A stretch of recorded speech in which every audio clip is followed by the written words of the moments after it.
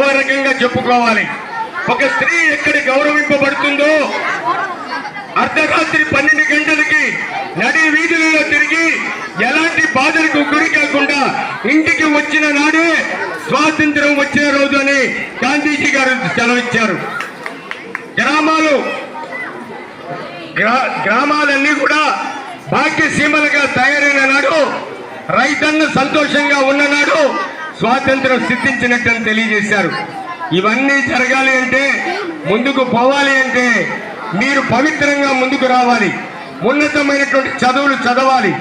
ఎన్నో మీరు డాక్టర్లు కావాలి, లాయర్లు కావాలి, సైంటిస్టు కావాలి, రాజకీయ నాయకులు కావాలి. ప్రతి ఒక్కళ్ళు అన్ని ఉన్నతమైనటువంటి విభాగాల్లోకి చొచ్చుకుపోగలిగిన నాడు ఈ రాష్ట్రము దేశము బాగుపడుతుంది. దేశాన్ని ప్రేమించేటువంటి విధానాన్ని మీరు అలవర్చుకున్న నాడు